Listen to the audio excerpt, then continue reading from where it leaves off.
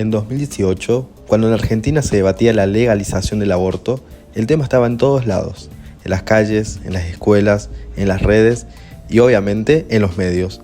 Mucha gente joven empezó a aparecer en programas de televisión para defender sus ideas y contar por qué militaban. En este contexto, el periodista Eduardo Feynman invitó a una joven activista feminista a su programa.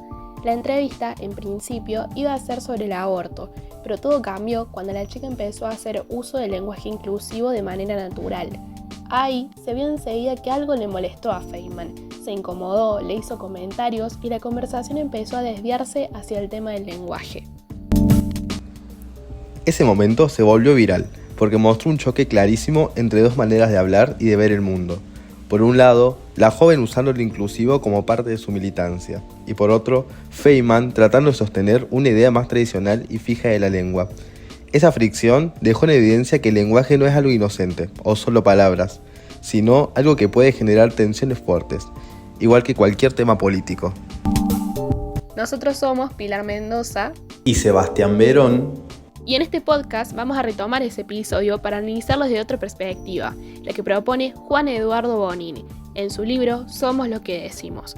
Porque si hay algo que ese cruce televisivo deja a la vista, es justamente lo que Bonin plantea, que el lenguaje no es neutro, que es una práctica social cargada de poder y que cada forma de hablar dice mucho más de lo que parece. ¿Qué significa este uso alternativo del lenguaje y la reacción del periodista? ¿Son hechos aislados?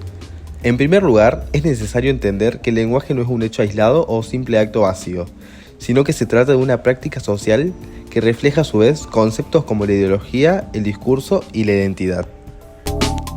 En palabras del autor, esta práctica social transcurre en un determinado marco que actúa como base condicionante de la conversación, es decir, los guiones actúan como los ejes fundamentales que construyen la charla. A los mismos los reconocemos de forma natural y son las figuras que utilizamos de manera anticipada para reconocer lo que muy probablemente ocurra en un contexto de encuentro lingüístico. Es decir, son los guiones las figuras que nos ayudan de manera predeterminada a saber qué esperar de una conversación. En el caso del video, el contexto comunicacional es a simple vista predecible y fácil de comprender, dado que lo esperado hubiera sido un encuentro pacífico donde se respete la jerarquía de roles. Se provoca la diexis de la que habla Bonin, a las cuales reconoce como las formas de marcar lingüísticamente relaciones sociales según el estatus o el rol de los participantes, como es en este caso, dado que hay un conductor del programa, es decir, un sujeto lingüístico dueño del contexto y una invitada que se maneja en base a las condiciones impuestas. Como ya hemos escuchado, en el momento de la entrevista, ella hace uso del lenguaje inclusivo con total naturalidad y el periodista la interrumpe queriendo corregir, a lo que ella responde de manera rápida defendiendo su postura y se genera este roce o esa fricción. Un ejemplo rápido es el uso de diputades por parte de ella y Feynman respondiendo diputados. Pero, ¿qué hay detrás de esto? Por un lado, podemos mencionar el uso del registro, entendido por el autor como la adecuación a la idea que los participantes tienen de la situación. Es decir, durante este encuentro podemos ver claramente cómo el periodista espera que la entrevistada corrija su uso del lenguaje tras su corrección. Se manifiesta entonces un efecto de adecuación fallido por parte de la entrevistada. A su vez, podemos escuchar un modo de comunicación de no validación o no reconocimiento por parte del periodista al hablar de la joven, dado que la diferencia lingüística es marcada como algo que debe ser corregido por parte de Feynman. Otra cosa muy importante para el autor es el uso del lenguaje como construcción discursiva para el respaldo de la ideología de identidad. O sea, que nuestra forma de hablar, la elección que hacemos para comunicarnos, refleja también gran parte de nuestro pensar y de quiénes somos. En este caso, la joven usa el lenguaje inclusivo como un respaldo para militar y mostrar sus pensamientos sobre el uso común del masculino en el habla, otro discurso de ese momento.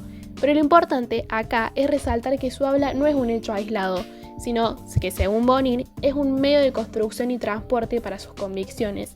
Es el medio que ella y todos utilizamos para hacer validar los principios que conforman nuestra identidad.